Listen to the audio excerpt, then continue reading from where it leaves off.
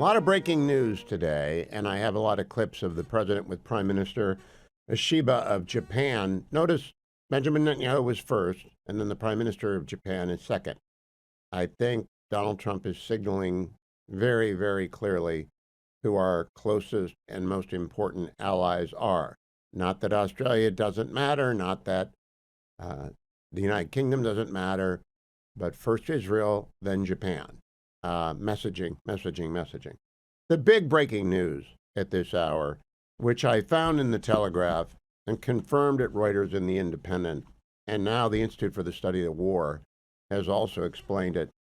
This morning, the Telegraph posted that Ukraine advances 5 kilometers behind Russian lines in the new Kursk offensive. So, using geolocated combat footage, Ukraine has attacked again inside of Russia.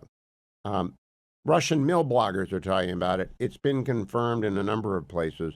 And they are not happy with Elon Musk at all, the Russian mill bloggers. But what's more important are the details provided by the Institute for the Study of War. Very serious people, is what they do for a living.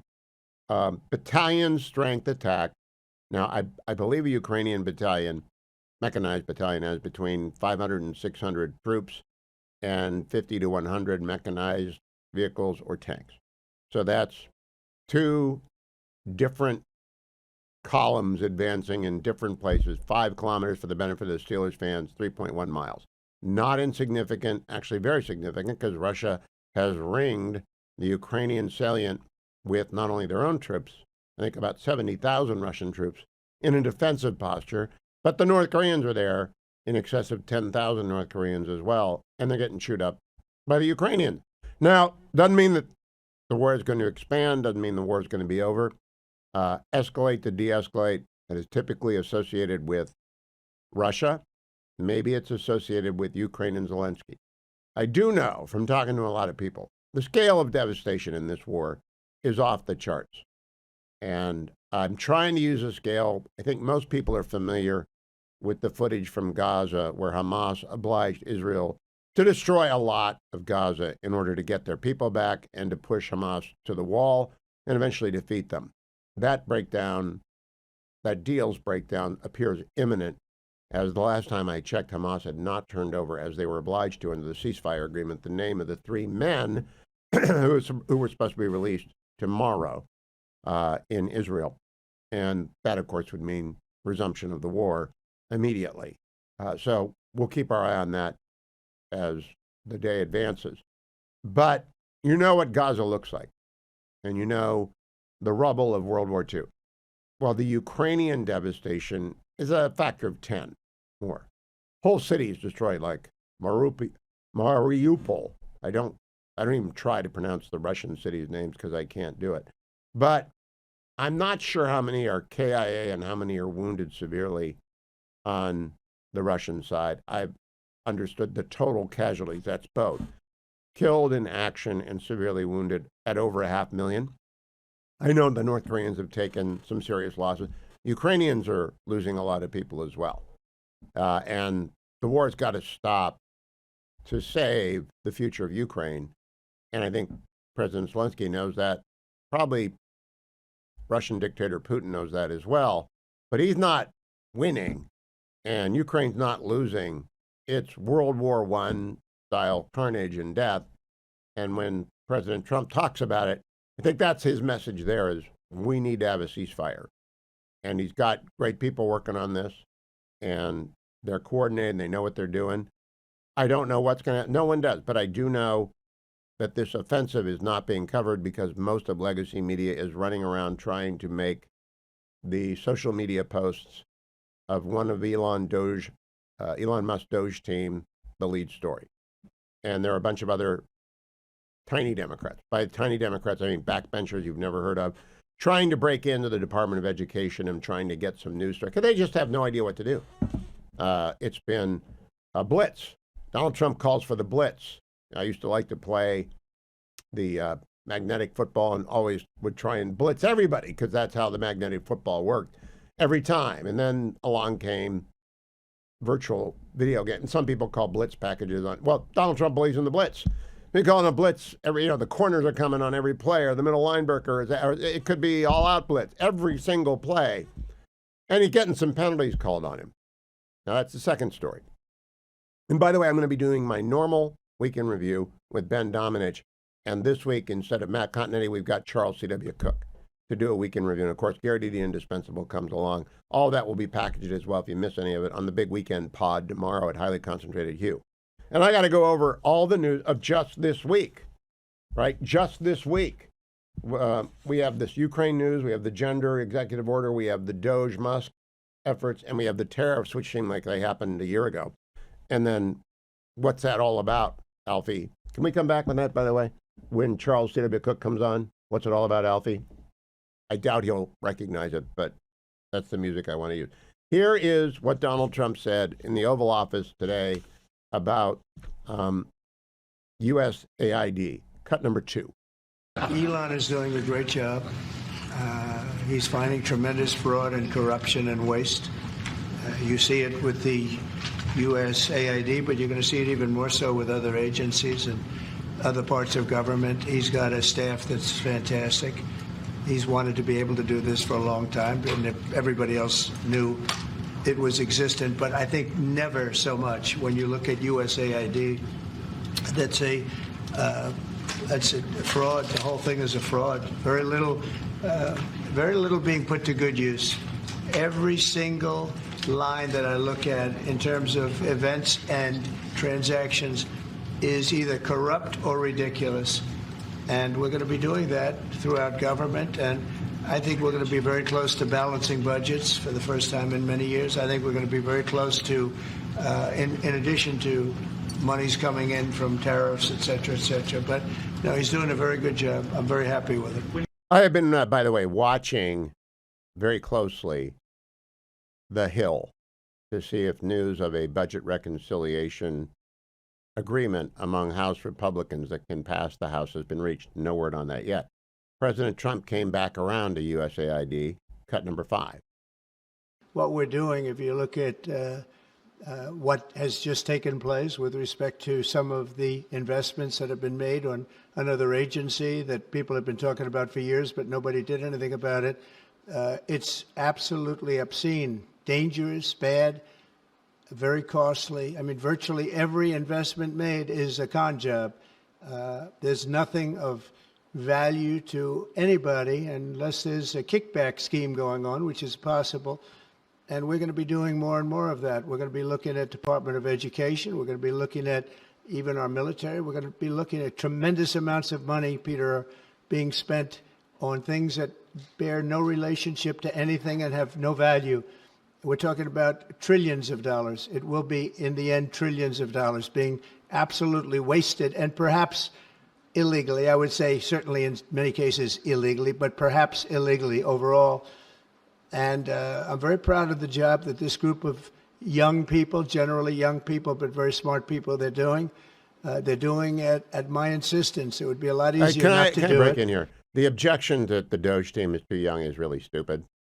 I walked in with a TS SAP clearance at the age of 26 at the Department of Justice, and nobody worried that the special assistant clearing the FISA applications was 26 because there are people above you. And I just think it's silly. It's absolutely silly. Ben Domenech and I will talk about that later. CBS Weijia Jiang asked the president what appears to be an attempt to set him up for anger, cut number 4. Mr. President, do you have a reaction to the new Time magazine cover that has Elon Musk sitting behind your Resolute desk? タイムマガジンにイーロン・マスクが大統領の机の後ろで座っている写真がありますけども、それに関するコメントは何かありますか? Is Time magazine still in business? I didn't even know that. まだタイムマガジンは廃刊じゃないんですか? Elon is doing a great job. Yeah, God bless him. Because it's did you hear your Resolute desk? Your Resolute, do you know what she's trying to do? And he's not having any of it. He's been shot in the head. Do you think the CBS reporter who's trying to get him to vent because someone's sitting behind your Resolute desk has a chance? Not one chance. And it does expose the legacy media They're back in the same game. Trump's not playing it. I'm not playing it. You're not playing it. His executive order on gender had an 80% approval. 80% approval. Does not matter what legacy media thinks. Because we have John Ashbrook, the Neil Armstrong of new media. You can go see my interview with him yesterday over at my YouTube channel. If you missed it, you got to listen to that. He's up there with Neil Armstrong and John Glenn and the Wright brothers. One small step for the Ruthless Podcast, one giant leap for new media. You need to see the story in the Wall Street Journal. The Trump administration halted federal funding for new electric vehicle charging stations, throwing a roadblock in front of the build-out of America's highway charging network for battery-powered cars. On Thursday evening, the administration said in a letter to transportation officials, and this is in the Wall Street Journal, that it was suspending approval of state plans for spending about $5 billion in grants to add EV fast chargers along highway exits. The highway charging money was supposed to help drivers overcome what is known as, quote, this is serious, it's in the Wall Street Journal, range anxiety, close quote. The fear of running out of battery power while traveling long distances. The charging equipment can repower a battery in around 20 minutes to an hour, depending on the car, and depending on whether it's broken, you numbskulls. Range anxiety continues to be a major impediment. Oh, it's real. For car buyers considering an electric car, especially if they plan to use it for road trips. I'm never buying one, and it's not range anxiety. That's part of it. Doesn't work in the cold. All right? So if it gets cold, it might run out. The guy, when I took my car in for servicing, said, you ever use an EV? And I said, no. He said, well, you going anywhere far? And I said, no. He said, no, you can take this one. And Dwayne, it might be real, but I want one statistic I didn't get to. Around 940 locations have been awarded funding. 56 have been built. This is government. This is government. That's Pete Buttigieg's legacy. Pete Buttigieg's legacy. We should put 56 stickers out there brought to you by Pete Buttigieg of Michigan. Here's the thing that's hysterical about this move, right? Donald Trump is banning EV chargers. I thought I was reliably told by everybody on the left and mainstream media, and we just heard from Weijia Zhang on CBS. I thought that it was Elon Musk behind the rest of the It was, allegedly. Now, listen, during the break, Dwayne and I had an argument. I said it in the first segment today that Donald Trump was blitzing. So, no, he isn't. He's in the 2-minute offense. No, I think he's running a no huddle. He's running a 2-minute offense, whatever you want to call it. I think it's both. Okay, I've agreed that it's both. But I want people to know, if you want the full frontal Dwayne in a PG kind of way, then you need to watch Dwayne's World or listen to Dwayne's World. Can we play the clip from yesterday's Dwayne World? Because I haven't seen this. I've heard about it. I haven't seen it yet. This happened on Dwayne's World yesterday. Number 10. Excuse me. The dumb thing that I just did was spill that entire cup of coffee we just discussed here. So I'll be daubing while I listen. Now, you see, people that go back to the after show, they would hear all the artifacts of James in the background because he didn't do video. He would just have his cell phone in his AirPods. He'd walk around everywhere. Sometimes he's doing dishes, and now I imagine, because I've heard this sound before. I thought I was the only klutzy person that did that. Oh, no. No. Can I have that framed?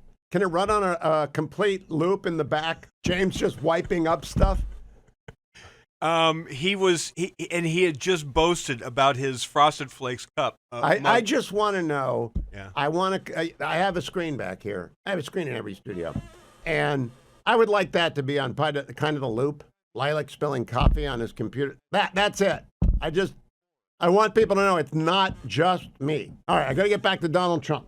In the East Room, at a joint press conference with Prime Minister Ishiba, says this about the Department of Education, and I think Corey DeAngelis is jumping up and down doing jumping jacks. Cut number 6. Well, I see the same ones. I see Maxine Waters, a lowlife. I see, all these people. They don't love our country. They don't love our country. We want great education. So they rank 40 countries in education. We're ranked dead last. But the good news is we're number 1 in one category. You know what that is? Cost per pupil. We spend more per pupil than any other country in the world. You look at Norway, Denmark, Sweden, various countries all up and down, Finland, China does very well in education. And then you look at us. We spend much more money than they do per pupil or any other way, but we spend much more money than they do, and yet we're ranked this year, Biden's last year, congratulations, Joe, we're ranked dead last. So what I want to see is education. Number one, I like choice. We all like choice. But beyond choice, long beyond choice, I want to see it go back to the states where great states that do so well have no debt. They're operated brilliantly. They'll be as good as Norway or Denmark or Sweden or any of the other highly ranked countries. They'll be, you probably have 35 to 38 states will be right at the top. And the rest will come along. They'll have to come along competitively. I hope that and by the way, members we'll of be Congress spending a are lot less. listening, because they can put into reconciliation, no money shall go to any state unless, notwithstanding any other law or regulation, no money from the Department of Education will go to any state that does not have a school choice program at least as robust as Arizona's, or Ohio's, or Iowa's, or Florida's, or West Virginia. And we've got lots of models. The laboratory of the state has worked. We know what states ought to be doing, and it's not locking kids into failing schools. That's why the nation's report card was so important last week. Also want to play back to the Oval Office. A lot happened today. The presser in the Oval, not in the East Room, this is in the Oval. The president gives comments on China's new AI announcement from last week, DeepSeek, cut number 3. President Trump, do you believe DeepSeek is a national security threat, and how do you plan to collaborate on AI initiatives? On where? DeepSeek, do you believe it's a national security threat? No, I think it's happening. I mean, it's a technology that's happening. It's actually, I think we're going to benefit if it's correct what's going on now, that it'll be a lot less expensive. The AI we're talking about will be a lot less expensive than people originally thought. That's a good thing. I view that as a very good development, not a bad development. Okay, there I have a disagreement with Donald Trump. DeepSeek is a menace to you. I have told my law students all week, do not download that app. Why don't you just invite a Chinese communist spy to come live in your house? It's the same thing as TikTok. And DeepSeek probably has malware in it. I would never download any app that is controlled by any Chinese business, whether or not they declare themselves to be independent from the Chinese Communist Party. They aren't. It's a totalitarian state. Everybody does what Xi wants, and there's going to be a Trojan horse in that. Now, the president is correct. If you can do AI much more cheaply, that's why there's a big sell-off today on the market going on. In fact, let me do the American Federal update right now. American Federal is our gold dealer, and our friend Nick Rovich and team, 1-800-221-7694. They sell you gold, so you don't have to ride the market up and down. And gold today is up $9 to $2,886, up 0.34%. Even the market hadn't closed yet when I'm making this, and the Dow is down 1%. The Nasdaq is down 1.5%, and a lot of that is driven by some of the big tech stocks, which have a lot of AI investment. Except Palantir. I sold my Palantir. I'm out of Palantir. It's doubled since I sold it, but I don't complain. I don't. When things get bubbly, I get leaving, and I bought gold in January, not Palantir, and Palantir's gone up 100%. So bad on me, maybe. I don't know. Gold is a diversification of your investment portfolio. That is why AmericanFederal.com sells it to you. Call up Nick Rovich, 1-800-221-7694, and just talk to him about how much you should buy and when, and how much it's going to cost in his commission. And very straightforward, very transparent, very honest, very, very experienced, 40-plus years. AmericanFederal.com. Charles C.W. Cook, one of the great editors at National Review. He has his own podcast. I hear him often as well on the editors podcast of National Review. Charles, welcome. How was your week? It was good, thank you. You're seeing me just as I'm about to get swallowed up by the Florida sun. So yes, well, it's a very good look. It's nice for the sunset to hit you. Charles, I got to ask you first. Are you a fan of Hamilton the musical? Do you know I've never seen it? I've been trying to get around it. I know it's on. Is it Netflix? One of the streaming channels, don't but do I want that. to go see it in the theater. Yeah, exactly. You I gotta want to see it in the theater. Do you like Gilbert and Sullivan? I do. All right. Perfect. Because I heard you and Jim Garrity and Noah Rothman beat the living daylights out of Rich Lowry on tariffs. And I was thinking, no one's helping Rich. And if I had been there, I would have said, This is all theater. It's Trump theater. It's Trump family theater. He's messaging. And the message is, don't come here, migrants who are about to give all your life savings to coyotes. And don't take fentanyl, kids. Am I completely nuts? I don't think that you're nuts. I think Trump very often does this. The crazy man theory, I think, is true to an extent and worked pretty well in the first term. I'm just less persuaded that the tariff push has been well thought through. I mean, he just rescinded this afternoon, at least delayed the China tariffs as well, because the post office said it wasn't ready. I'm less persuaded that this one was Trump being diplomatic. Well, let me ask you about your use of the term unfalsifiable. William Rehnquist used a line in the dissent to Texas v. Johnson. He quoted Oliver Wendell Holmes, so I have to do this by memory. A page of history is worth a volume of logic. The history of migration and illegal entry into the country rises and falls with Trump and his messaging. I think the tariffs was all messaging, so I'm waiting for the history of what the metrics are, number of crossings. As a matter of economic, doesn't make any sense, but it makes a lot of sense to me in terms of messaging to people who would enter the country. Sure. I mean, I think generally speaking, Trump is really good at this. He was inaugurated on January 20th, and within a few hours, the message had reached would-be illegal immigrants. The Biden administration was a disgrace on the border and made all sorts of policy changes. But one of the things that it did quite clearly that made the situation worse was send the message, come here. And Trump sends the opposite. So I think you and I would agree on most of it. I just think this tariff push was really haphazard and capricious. Well, when you had the argument with Rich, you kept using the term unfalsifiable.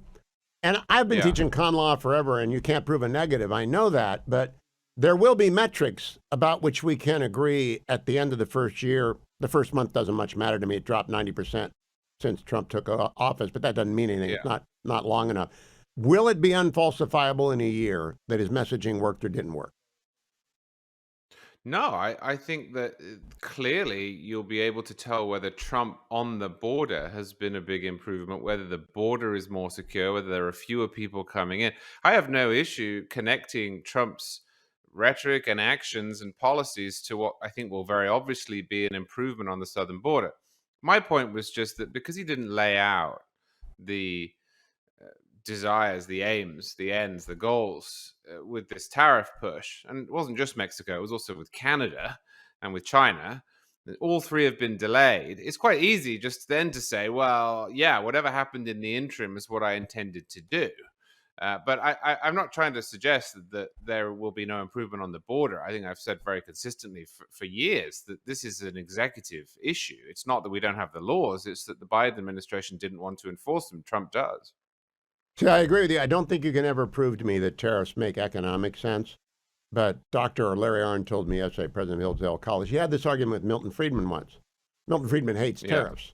And Larry said to him, does that mean we let Russia build our submarines if they do a better job of it? And of course, Friedman said there are exceptions. Right. I think all of this is just theater about tariffs. Until I see it actually, I'm sorry to hear, I did not know they had pulled back China. That's bad because that's a national security tariff.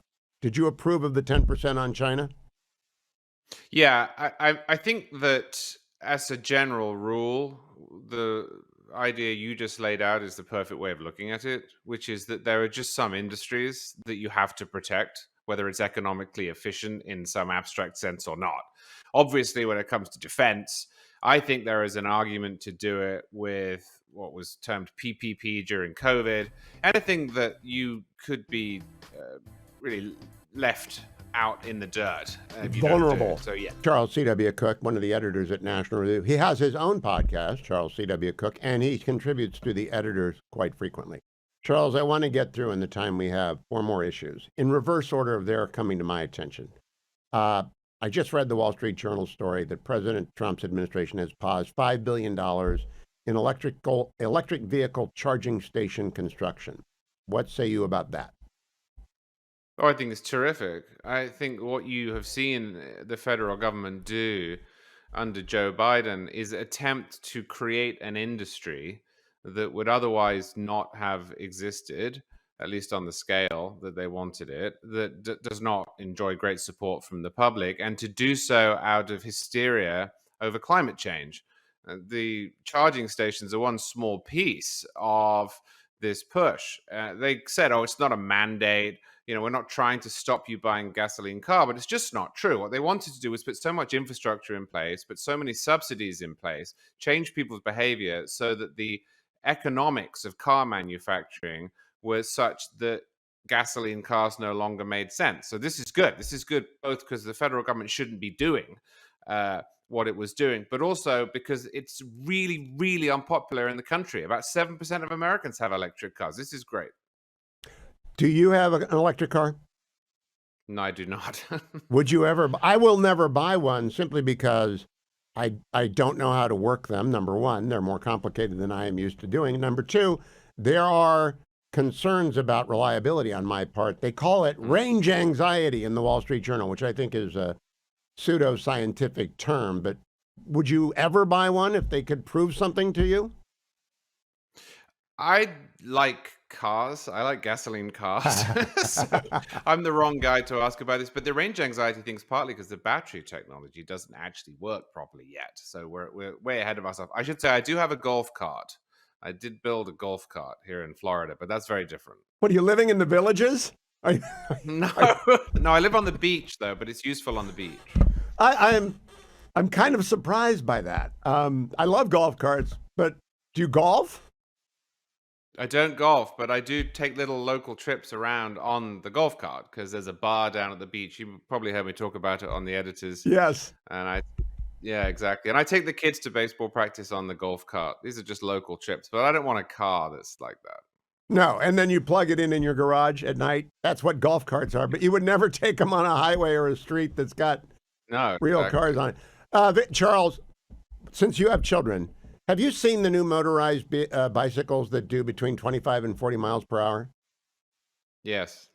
Would you let your children have one of those before they were 16 or 18? I would not. And one of my best friends here is a neurosurgeon, and he just hates those things because the number of cases he started to see with head injuries, especially when kids don't wear helmets on them, and they're essentially small motorcycles, is crazy. And they go through parking lots where the speed limit's supposed to be 5 miles per hour, but they are kids and they do what kids do. That's the first time I've heard an anecdote about a neurosurgeon. I hope parents are listening. Charles C.W. Cook is one of the fabulous writers over at National Review. Visit NRO online or get his podcast, Charles C.W. Cook. You can find it wherever podcasts are available. And download The Editors, which I find always to be really robust, conservative conversation that doesn't always agree. Charles, last night, Ukraine began another advance on two fronts inside of Russia, proceeding 3 miles further, 5 kilometers further, with 2 mechanized battalions. What do you make of that they're able to punch through the Russian, North Korean defenses, and that Zelensky's pulling that rabbit out of his hat right now? I wish them the best. As I have been from the beginning, consumed by a long-standing fear that this is going to be trench warfare that goes back and forth and ends up with a stalemate and in a battle of attrition. But this is good news. Look, the Russians invaded that country. They shouldn't have done it. I think it is categorically wrong. I hope that the Ukrainians prevail. I hope that I'm wrong in my sense of how this will end. So I was pleased. It feels odd, doesn't it, talking about this? It feels like we've stopped talking about this in the last 6 months, but it's still going on. What do you want to see happen? Well, what I would like to see happen is for the Ukrainians to expel the Russians completely, take back all of the territory that they had prior to the beginning of the war, and for the world to watch Russia lose. I just unfortunately don't think that's going to happen. What would you think is an acceptable resolution of the war? Because this war has gone, I talked about scale with a person offline today. The destruction of 10 Gazas, the death toll is extraordinary. Oh, yeah. Ukraine is approaching a lost generation on the order of Britain in World War I right now. It will be devastating. Yeah, I just hate saying this because again, it sounds as if I'm equivocating between the two sides. I'm not.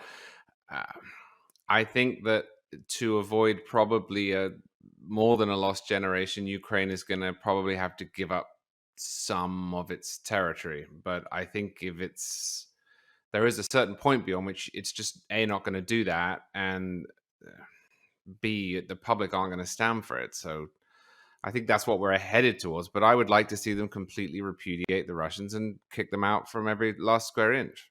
The good must not be the enemy of the perfect. And I am Sure. haunted by the prospect of Ukraine being depopulated and, quote, winning.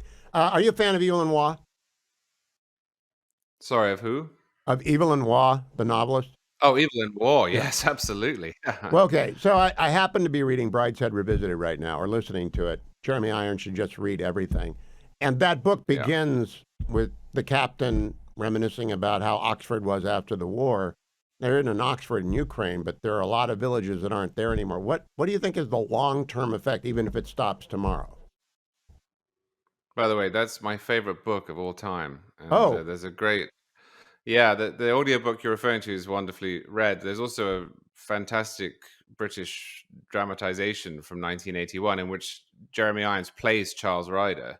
So if you haven't seen that, you must. I haven't. I've never actually read the book or listened to it. I've done Men at War, the Funeral Home book. I've done almost all WA, but I, for some reason, didn't have Brideshead Revisited. Now you say it's your favorite book ever.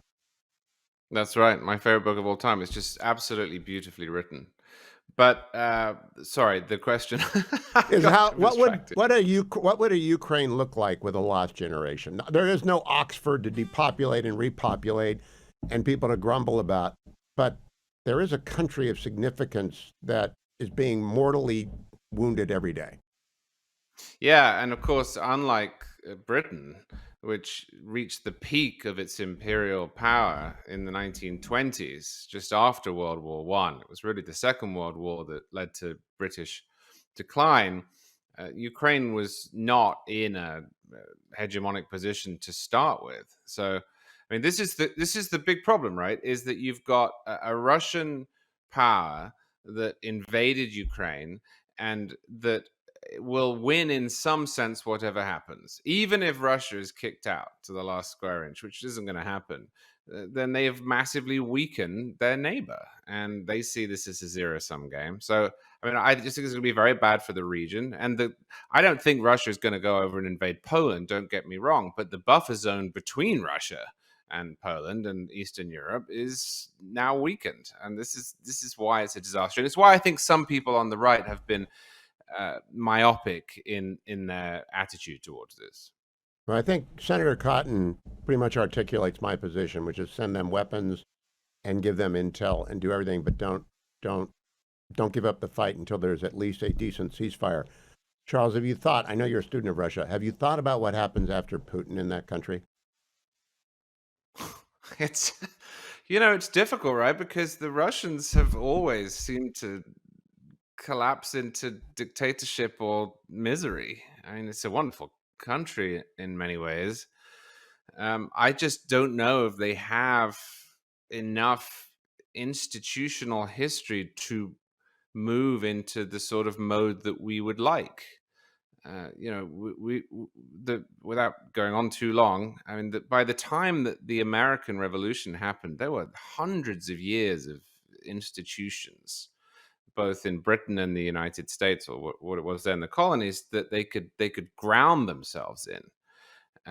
Russia went from the czars to the communist dictatorship, and then there was a brief period, which was when I visited, where it seemed like it could work out fine, and now they're back, perhaps not quite as bad, but pretty bad.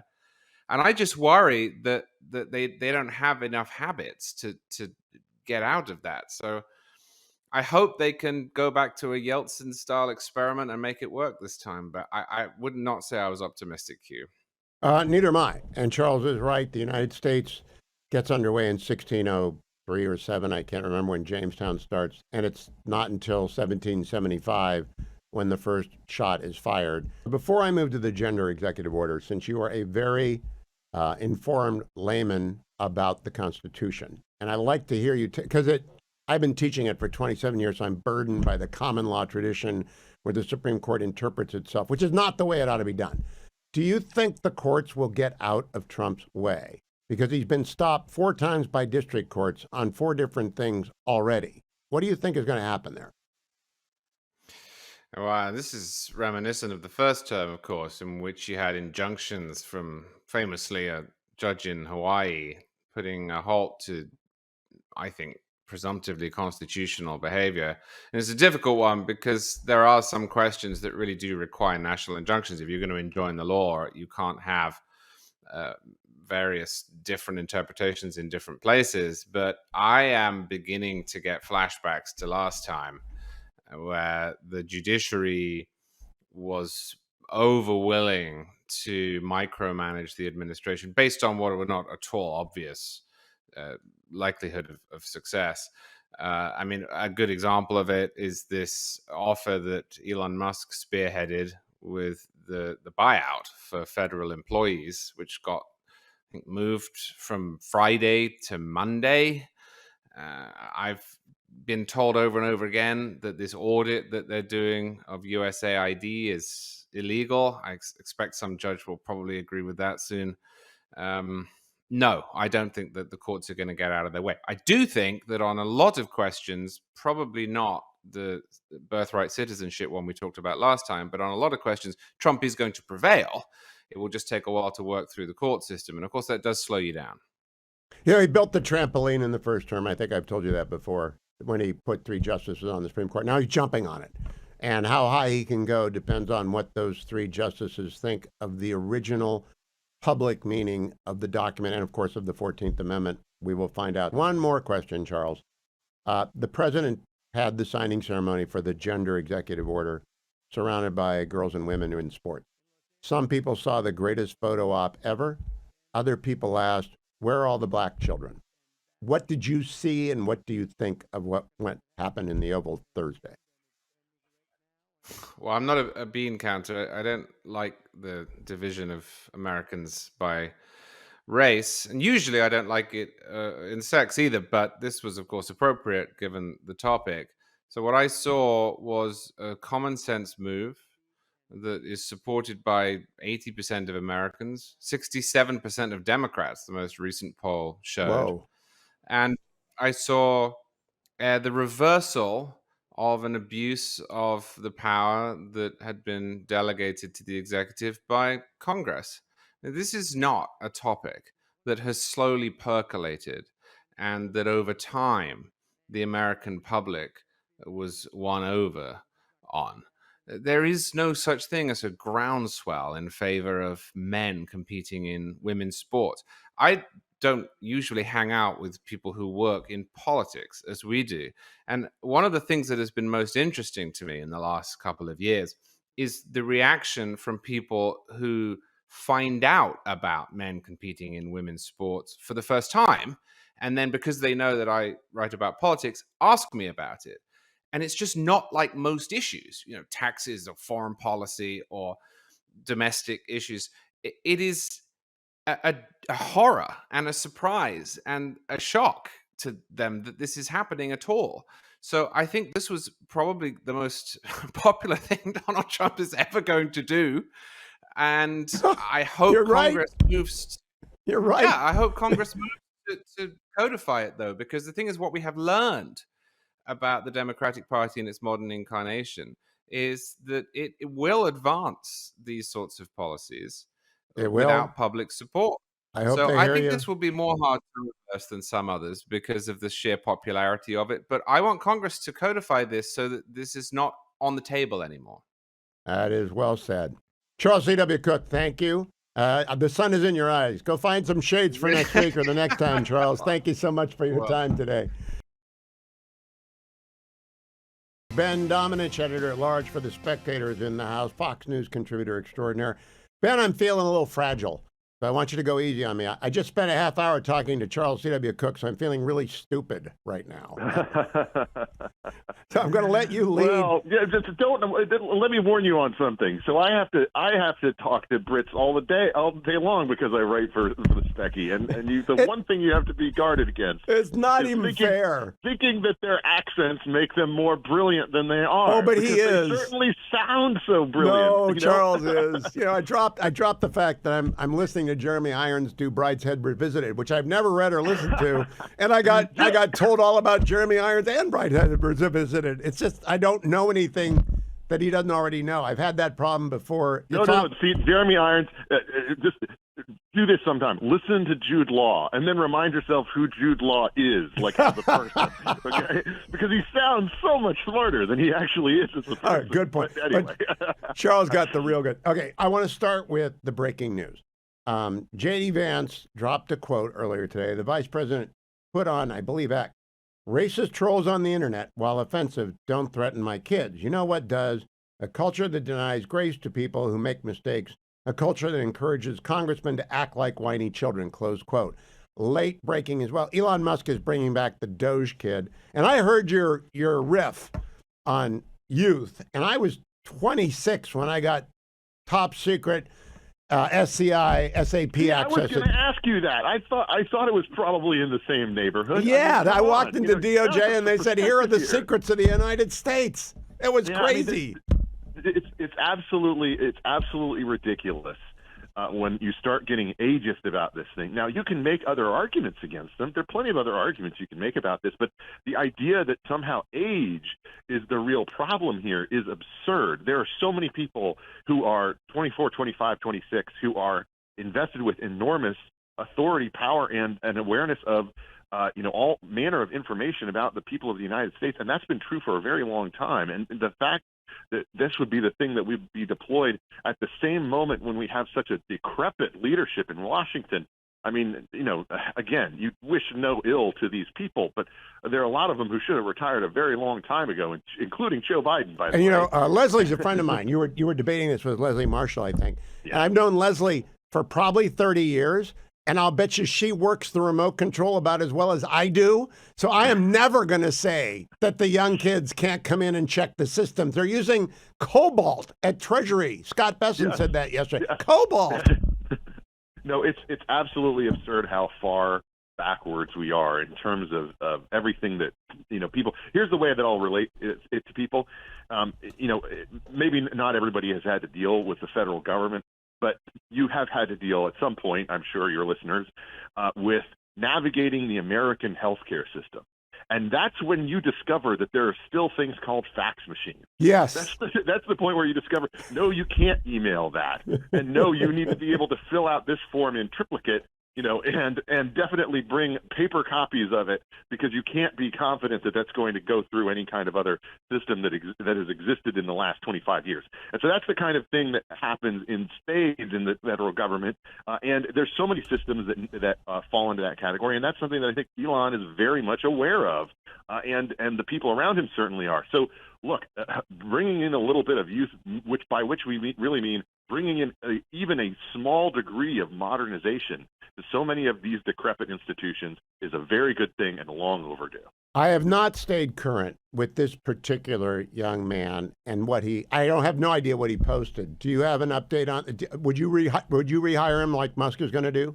So to be quite honest, Hugh, I too have only seen a handful of things, but I definitely have seen things that I find to be pretty disturbing, particularly because of the recency of them. This is not ancient history. It's not things that were being posted on TikTok 6 years ago or something like that. It's much more recent than that. And so while I would give the person, I do believe in giving people grace and allowing them to apologize and to move on, that doesn't mean that you necessarily have the right to that position. If he's so important to it, then you can weigh those things. But I think that most of the time in cases like this, it's better to just say, look, you need to take a beat. You need to take a moment, and that's something that I think a lot of people go through in their careers. And it's not going to end this kid's career if he's smart enough and capable enough that he got to this point anyway. And I'll tell you one more thing, though. This to me is such a distraction from the lessons that we've learned about how the left is reacting to this. I really have been astonished. I don't know if you are, Hugh, that so much of the left has reacted with such vociferousness when it comes to something as small as some of the targets that Elon currently has. John Podhoretz has made the argument that they're going after Elon like they went after Newt. No, they're not. They're going after Elon like they went after James Watt, like they went after. Yeah, you go back in time. They always pick a target and load it up. It's classic Alinskyite stuff. Freeze a target and go after it. It doesn't really matter to me because the world's on fire. And I want to play. I like to underline when I don't agree with the president. And I would like to know if you agree with him here. Cut number 3 from the Oval Office press conference today with Prime Minister Ashiba. This is the president answering a question about DeepSeek. President Trump, do you believe DeepSeek is a national security threat, and how do you plan to collaborate on AI initiatives? On where? DeepSeek, do you believe it's a national security threat? No, I think it's happening. I mean, it's a technology that's happening. It's actually, I think we're going to benefit if it's correct what's going on now, that it'll be a lot less expensive. The AI we're talking about will be a lot less expensive than people originally thought. That's a good thing. I view that as a very good development, not a bad development. Now, Ben, I've already given my opinion on that. What's yours? Yeah, that's completely off. I mean, I'm sorry. Yep. Look, this was inevitable, I think, in some sense that, of course, China is going to respond to technology along these lines by stealing it and making their own copy and then, tweaking it in ways that they believe will benefit themselves.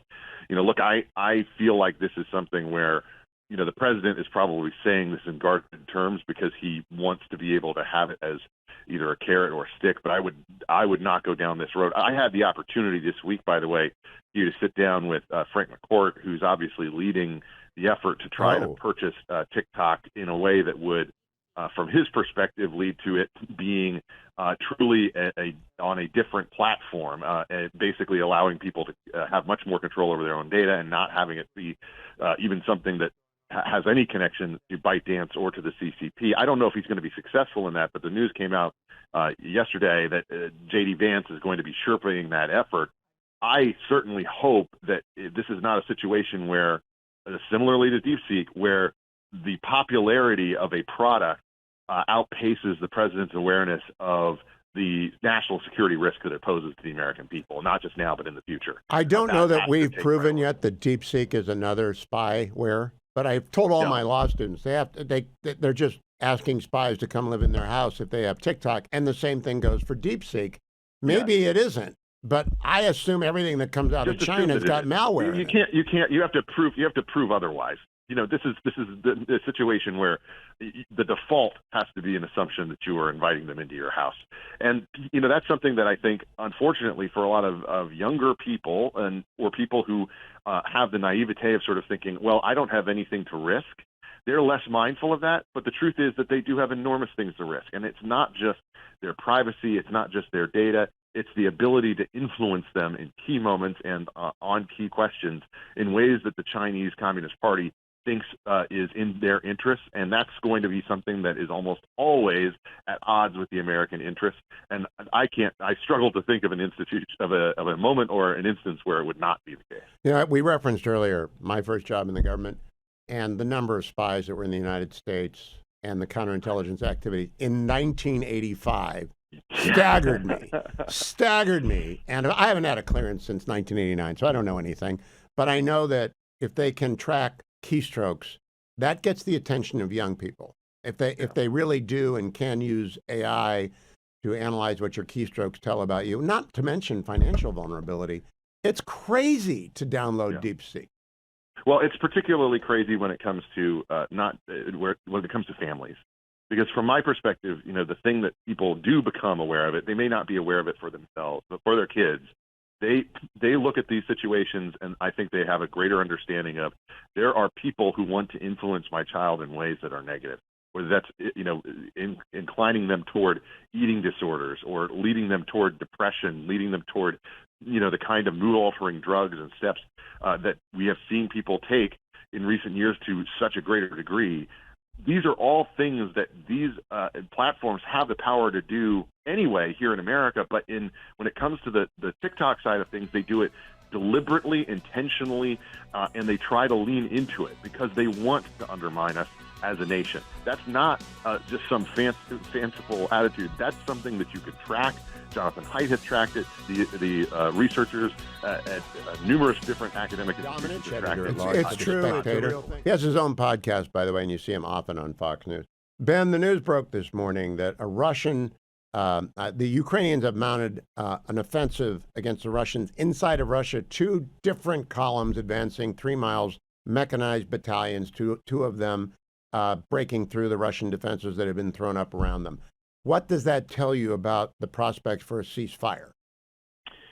Well, to me, it says that this is a situation where Ukraine is trying to lean into this new presidency at a moment when they're fearful, and I think that Zelensky in particular is fearful that there's going to be a weakening of support coming from America. He wants to drive the issue home and try to make something happen sooner rather than later. And that, to me, is the read that I have on it. I don't know if you have a different one, but I certainly view it through the lens of there is uncertainty that comes with this new administration and with its new foreign policy team, and that uncertainty for the Ukrainians is leading them to, I think, prepare this situation in a way that they feel will ultimately lead to, a force, a type of leverage being used that will force people to come to the table and come to a ceasefire. I don't know if it's going to work though, and I also think that we are in a very weakened period of understanding. People are just showing up in their jobs for the first time. They're just learning the things that have been behind the scenes and known to the Biden administration for a long time as it relates to this war, and that's something that they have had very little time to process. Obviously, they've been getting briefed beforehand, but it's also the sort of thing where when you get into the place, it forces you to make a number of decisions and come to different conclusions, perhaps, than you had before you get in. Well, the only thing I know for sure is that the level of death and destruction in Ukraine is 10 times that of Gaza, and that they're going to have a lost generation. I talked about this with Charles C.W. Cook earlier. They're going to have a World War I after effect in Ukraine unless they may be escalating to de-escalate. That's my best hope. What do you think are the prospects of a satisfactory ceasefire? Not a surrender, but a satisfactory ceasefire. A satisfactory ceasefire, to me, Hugh, is at this point the best that we could hope for. Realistically, it's horrible in terms of everything that's happened, and from my perspective, we're going to look back on this as the legacy of the Biden administration in a way that historians will judge very harshly. But I also think that in this instance, we have to be realistic about what can be achieved, and this can't keep going the way that it has been going. That generation, that lost generation, is not going to be replaced, and it's going to be one that is unfortunately going to lead to really, really harsh times for the people of Ukraine. And my heart goes out to them. But unfortunately, this is what happens when you don't have America taking its leadership role in the world seriously. For 4 years, not just a year, but for 4 years. Yes. Ben Domenech, thank you. Follow him on X at @BDomenech. See him on Fox News. Listen to his podcast. Read him in The Spectator. Thank you, Ben. Great to be with you. Now, I want to quickly sneak in former Vice President Kamala Harris on the KTTV from the Palisades in California yesterday, cut number 7. As we think about the future, we must, as a society, as a country, invest in adaptation and resilience, and we have to understand these extreme weather occurrences are extreme, but they are increasingly less rare. All right. I don't speak Harris. Do you speak Harris, Dwayne? What was she saying? Did you hear it? Yeah, it was another full paragraph palindrome. It starts somewhere, goes to the middle, and then it gets back to the beginning by the end. She's the only politician I know that can do a full paragraph palindrome. It's a skill set. Can we listen to that again in case people missed it? Cut number 7. Kamala Harris visiting the Palisades. As we think about the future, we must, as a society, as a country, invest in adaptation and resilience, and we have to understand these extreme weather occurrences are extreme, but they are increasingly less rare. It would be extreme if the extreme weather conditions weren't extreme. And it would be rare if it didn't happen all the time. Now, it has been happening forever. Fires in California. I moved to California in 1978 and didn't experience a fire for 2 years. Then I left. We came back in 1989. First time I was a bachelor, second time I was married and had 2 children, and the third one was on the way.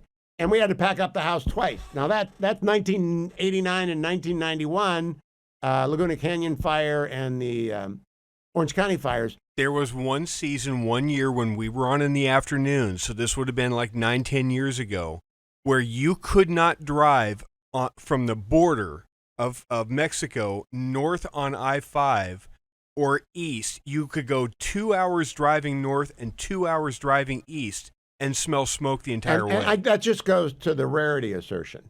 And it's not rare in California to have wildfires. It's not. In fact, we had so much rain the last 2 years. They were rainy years that were very rare. Now it's a dry year, but it's raining this week. I'm just saying. Thank goodness she didn't win the election. If only we had somebody in California that could sound gubernatorial. Yeah, that's in the what Palisades. she's doing. She's running for governor. And did you cover that on Dwayne's World? I did, but did you see who else was in the Palisades? No, who? Rick Grinnell. It's your next cut. I love Rick. I don't want him run for governor. But that's because that's the same reason I told Lonnie Chen not to run for Secretary of State. It's an impossible proposition. But let's hear. This is Rick in the Palisades, cut number 8. What are we waiting on to start removing this where we are right now? In this neighborhood, what is the answer to why is this not being removed? For me, it's right of entry. Yeah, that's what I was going to say. So And for they've been EPA, submitted. there's no. To who Did did you submit them to? together Yes. to submit for So this And who did you neighborhood? submit them to? To the county of LA. So it's It's on the LA website. County. We are waiting. So- They've had them So for you're waiting over for a the week. county to tell you it's yeah, okay? So from an EPA standpoint, they could go remove the hazardous materials right now. They have teams doing that. They don't need a right of entry. To remove the debris, we need the right of entry, and the county's processing those right now. We've gotten almost 7,000 in. The county needs to verify who the owner is, and so they're going through that process and verifying. They will send them over Rick to Grinnell us once asking we get questions. them. I want people to go to HughHewitt.com, over to Schroeder's Corner. He wrote about the Monterey battery factory fire, about which very little has been written. You need to read that, and you need to read the Wall Street Journal expose on why State Farm left the state of California, because the Democrat insurance commissioner turned down rate increases. Rick Grinnell would be a great governor. I got to talk him out of this. Joined by Jim Garrity, National Review senior political editor and Washington Post columnist, my regular Friday guest. Jim, I feel I have to disclose to you that I phoned in a police report after listening to the editors this week and told them that you and Noah and Charles W. Cook had mugged Rich Lowry and that you should all be placed under arrest for that. Is Rich okay? Rich is fine. A little while ago, when you and a couple other folks had responded on Twitter, I said that, look, every once in a while, the 3 other Ninja Turtles gang up on Leonardo. And Rich, of course, is Leonardo because he is our leader. He's still the shell head is honcho broken. at National Review. No, it's a hard-shelled guy. What this did not set off, and I was a little bit disappointed by, was a discussion about, amongst Noah Rothman, Charlie Cook, and myself, which one is Donatello, which one is Michelangelo, which one is Raphael. I have strong opinions about which one is which, but I'll let listeners and readers decide. You're in my zone, though. I'm feeling really dim-witted because I spent a half hour talking to Charles, and I just feel stupid after I talked to him. Do you feel that way after you talked to Charles C.W. Cook? I mentioned I was listening to Brideshead Revisited, and he said, my favorite book. Have you seen the Jeremy Irons movie from 1981? I said, huh? I've never listened to Brideshead Revisited before. Have you? So, first of all, Charlie is one of the most brilliant guys I know. Yes. Years and years ago, when my kids were little and we were going to a National Review event, I was trying to figure out how to accurately describe them. And I basically said, kids, remember the Sherlock Holmes stories? This is him. Which is one way of putting He's Mycroft. Charlie's intellect. I call my oldest brother Yeah. the PhD. I call him Mycroft. Okay. The other angle, of course, is that I'm old enough to be around when Charlie Cook had just come over from Oxford or from the UK. But he went to Oxford, by the way. And by the way, just point out, I did not go to Oxford. If I had, that would be how I begin every sentence. I visited Oxford. I've been there. Yeah, so there you go. People ask you, Stanford. I've been to Stanford. I've been to the Yes. Hooper Institution. So that's Yes, media fellowship, I assume. So I was at I want to say it was Americans for Prosperity. They had done some event somewhere in Texas, and Charlie had been writing for a while. He hadn't been doing TV or podcasts and stuff. So this was the first time people were getting to hear Charlie speak. And so we're on this panel, and then Charlie begins in his most distinguished intellectual voice, and you just heard this intake of air from every woman in the conference. They were swooning. It was like, oh my God, he's brilliant, and he's this terrific guy, and he sounds like that. So I just like to think if I sounded like Charlie Cook, I could have already taken over the world by now. Ben Domenech. I think Ben Domenech tried to fluff my pillow a little bit by saying, Jude Law sounds great, but he's not really that smart. And I said, yeah, but Charlie Cook really is that smart. One last Charlie Cook story is that he eventually did start doing television. And he did something where he and the liberal talking head, he just had him nailed dead to rights. And he just, pantsed him virtually on national television. And Charlie and the guy just was, well, I'm sure everything sounds good when you have a cute English accent. And even the hosts were like, dude, that's that, and it's like, that's what they had left. That, he's pretty gracious. I'm pretty sure I mispronounced Evil and Wah, and he didn't correct me, which is gracious. That's gracious. Jim, we got to go to break. I got a lot to cover with you, but I want to put on the table the proposition so that people come back for the second segment. And then maybe the podcast. I listened to the editors, every minute of the editors. I kept saying, tag out, Rich, let me come in. It's all about messaging, not to Mexico's government, not to Canada's government, not to China's government, to people who think they're going to get in. Everything is a message. It's Trump theater. And so I asked him if he liked Gilbert and Sullivan, and he does. He hadn't seen Hamilton yet, which amazes me. But if you understand Trump is doing theater to message not governments, but people, it makes a lot more sense. Hugh, how is your skeleton right now? I'm asking because I got a bone to pick with you. We do a lot of bone picking when we come back from the break. All right, we're going to go to break, and we'll do it. And you may have to listen to the podcast to get it all, but I think it's going to take 2 segments. Don't go anywhere, America. You can find Jim Garrity at thewashingtonpost.com. You can find him at National Review, and you can listen to his podcast, The 3 Martini Lunch. But what I really want to recommend to you, I laid out, the whole plan is there are 4 guests usually on the National Review podcast: Lowry, Rothman, Cook, and Garrity.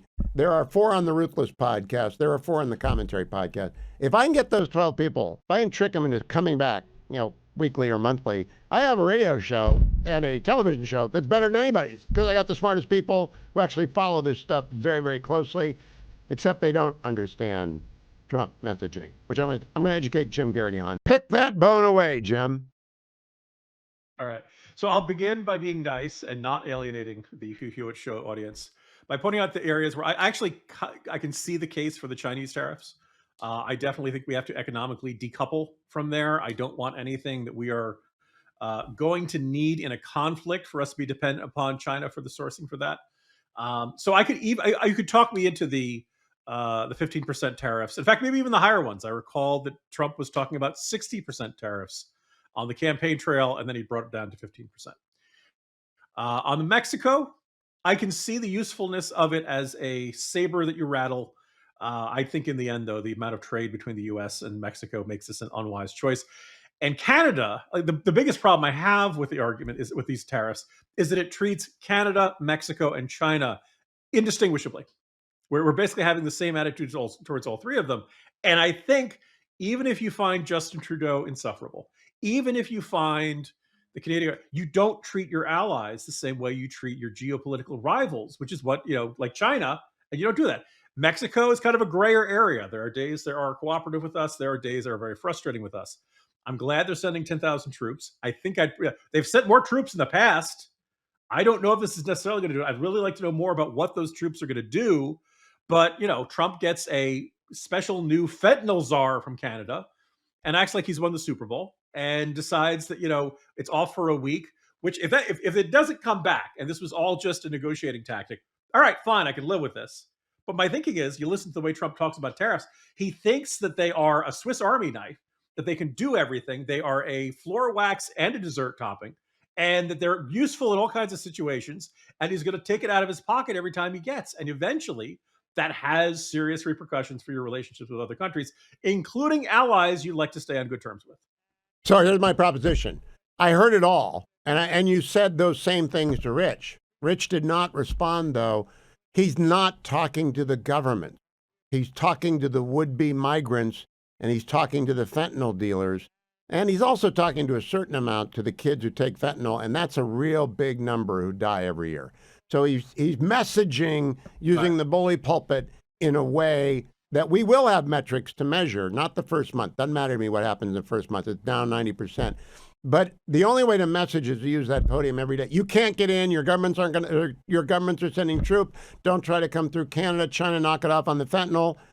A minute till we come back, Jim. It's just, I think that you can hold two thoughts, that I hate tariffs, but that we have to control the border and the fentanyl. If this works out that way, I'll be happy. And you're right, the president never speaks to just one. But the reason people hate tariffs is that, let's say you want to stop, first of all, there's not evidence that a ton of fentanyl is coming in from Canada, but fine, let's pretend that there's a problem there. You end up hurting the Detroit automakers who get a bunch of their parts from Detroit. It was a good argument. Goes across, I hadn't right? thought that was a good argument. That was, Okay. I heard your argument, I nodded and I said, yeah, if you're on the business. Right. Wisconsin runs on crude oil that has to go to Canadian refineries. Now, I've been arguing we need to build more refineries in this country forever, but you can't build them like that. You made a really good argument about tariffs, but you're going to have to listen to the podcast to get that. And you also listen to the National Review podcast, and maybe he'll write it up for the Washington Post where he's a columnist. But I'm going to move on because I got two more stories to do with you, Jim. The news broke this morning that Ukraine, with its troops inside of Russia, advanced in two different directions with mechanized battalions. That's between 500 and 600 soldiers and 50 to 100 tanks or armored vehicles. 5 clicks, 3 miles for the benefit of the Steelers fans, in two different directions, breaking through Russian and North Korean defenses. What do you make of that? So, possibly previewing something on the editor's desk at one of those publications that I write for. Look, first of all, the Trump promise of I'm going to end the war in 24 hours, that was never realistic. If you were afraid that Donald Trump was going to sell out Ukraine and that he was just going to reach out to Putin and say, whatever deal you want, let's just draw new border lines and call it a day, that has not come to pass. And there are reasons to feel good. This column that I wrote focuses on General Kellogg. Is it in the Post? Trump's special I'm sorry, envoy. Is it in the Post? Yes. Okay. It's the Post. Yeah, it's the Post. Okay. Yeah. And my hope is it'll be, up there no later than Monday. But basically, it's about Kellogg, and it's about some of the ties that he has to travel to Ukraine, and the statements he's made in the past. I would also point out that during Hegseth's testimony, he said regarding Ukraine, we know who the aggressors are, we know who the bad guys are, and we want this to end as advantageously for Ukraine as possible. But also, the war needs to end. Oh, that's very encouraging. As somebody who is a robust supporter of Ukrainian independence, I don't think that's a crazy or unreasonable stance to take. By the way, Noah Rothman, my distinguished colleague, might feel very differently about this. He has criticized the Kellogg put out together a plan that was basically going to be, however the battle, wherever the lines are when the negotiations end, those are the new border lines of Ukraine. I can see why Ukrainians don't love it. The first trip I did over there, the attitude is we're going to get every square inch of that we lost, including Crimea. Second trip, there was a little bit less certainty that was the only acceptable outcome. I may be traveling in the near future. I'll let you know, and I'll see what the attitude's going to be over there. But so I think everybody wants to get as much territory as they can before some sort of negotiated settlement comes down the pike. Now, my sense is we're not close to it. I'm going to settle this in 24 hours. Is probably now they're hoping within the first 100 days, which would be like what, April? You think? I think that's when the you early went, possibility. Jim. I think factual question. Lindsey Graham invited me to go with him, and Salem wouldn't let me go, and that's fine. Sometime I'll get to go. Really? But yeah. Okay. So here's the thing. Where I'm going to go next time, it may not be so safe. Shh, don't pretend my kids didn't hear that. But basically, both times I've been there, other than the last night when Russia was launching a whole bunch of missiles towards Kyiv, I really didn't have any. Oh, I don't have any anxiety. Salem's insurance company doesn't want to do it. Corporations are insured. Maybe the Post has that, but we don't. Now, I guess it's tougher to have a Hugh Hewitt show without a Hugh Hewitt. So maybe that makes sense. No, it's really not that tough at all. Dwayne can do it. Actually, but here's what I want to know factually. I've been told the destruction in Ukraine is 10 times that of Gaza.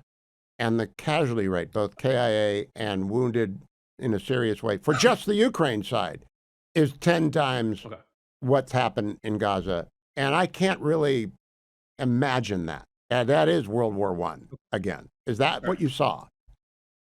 No, and that sounds kind of nonsensical to me. Now, what I'm going to say is that, like, the first trip we went out to Bucha, the neighborhood where they'd had the mass graves. Right, you go out to the suburbs of Kyiv, and during the fighting in the first couple of months, which were very, very intense, right there close to the capital city, like everybody's car got destroyed. So they basically have created what used to be parking lots, basically like car graveyards, where all of these cars got piled into one giant pile. You can see buildings that were destroyed. But in that first trip, which was August 2023, like whole neighborhoods had already been rebuilt. So, like, are there parts? It's kind of a question, like, where are you focusing the camera? There are parts that are absolutely devastated. There are also vast. Kyiv is a beautiful city, and it's a huge city. And you can, there are chunks of it where you would never know that there's a war going on, where they have traffic jams and open restaurants and cafes. And there are times you can totally forget that there's a war going on. And then every once in a while you hear and you realize, oh, that's an air raid siren. And I look at my traveling companions with concern, and they kind of shrug it off. And everybody else in Ukraine kind of shrugs and just goes about their life. Maybe this is a consequence of living with this for several years. But the comparison to Gaza, I haven't been to Gaza, so I couldn't tell you, a firsthand account of that. But there are, now here's the thing. Keep in mind also, I have been mostly in the western side of Have Ukraine. you been to Mariupol? No.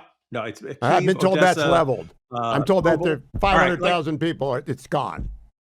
Yeah, my perception is based on my travels, mostly in the western part. So let me, add that caveat if you need. This next trip will have a little more geographical range, so maybe I'll have a different perspective on that. But you know what? It's a country the size of Texas, so like, yeah, you're going to have some neighborhoods, and you're going to have some, perhaps even cities that have just been leveled, particularly close to the battle lines. But you're also going to have other parts of the country that are largely intact, in which life is going on because it has to, not because it's not. Like everybody in Ukraine knows somebody that they've lost. And as far as the military casualties that Ukraine has suffered, the official numbers are classified. But you can get rumors and stuff like that.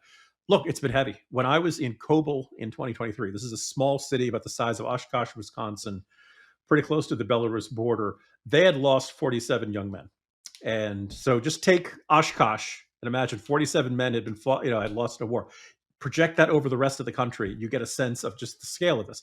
Everybody in Ukraine knows somebody they've lost, either from on the battlefront or from air raids, other exploded ordnance, the initial ground fighting by the beginning of Ukraine has paid a terrible price. I don't want to state that by any stretch of the imagination. But all of these people are living out Red Dawn. These people are living out a scenario in which the literally Russian tanks have rolling through their neighborhood. And in some cases it was, all right, the local government is like, here are some rifles, do what you can. And in a whole bunch of cases, in certain neighborhoods like Irpin, it worked out pretty well. In certain communities, it did not turn out very well. So, this is why I find this probably the most important story I've ever covered. I think it is. Maybe the lab. And it certainly is the most important story in the world right now, because it's a nuclear power with a second nuclear power against a near ally that is being supported by all our allies and ourselves. And it could go big or it could get resolved. And I think an acceptable ceasefire to Ukraine is an acceptable ceasefire to me. I'll look for your column on Monday in the Post. Jim Garrity, National Review, 3 Martini Lunch. Go listen to the old edition of The Editors and send Rich Lowry some flowers and candy. I think he's bruised. It's time for Tarzana Joe, the poet laureate of the Hugh Hewitt Show. Hello, Joe. Hello, Hugh. I would like to announce that I have not been hired as a special employee for government efficiency. But that does not mean I don't have some big ideas. We need a lot of pennies, and we just don't have enough. It costs a lot to make them because they're made of copper stuff. I guess you've seen the numbers, and they aren't really fun. It costs 3 cents to make a coin whose worth is only 1. Some say the coin is useless and minting is a chore, and no one in the land makes penny candies anymore. They argue that they have a plan to pluck us from this pickle. They'll do away with pennies and we'll round up to the nickel. But in today's economy, inflation is on fire, and I, for one, refuse to pay a single penny higher. Charities love pennies. They come in big donations, and no one wants the government engaged in confiscations. For every house has got a hoard. I know because I do, and if you're being honest, I bet you have one too. Now here is where I share my plan for every jar and coffee can. This year on Lincoln's birthday, please promise not to laugh, the mint will buy your pennies for a penny and a half. The penny shortage has been solved. The cost is cut in two. This is the kind of thinking that savants and poets do. That's Dear Elon, a penny for your thoughts by Tarzana Joe. That's brilliant, Joe. I didn't know about the penny number. Didn't know it cost 3 pennies to make a penny. Does it really?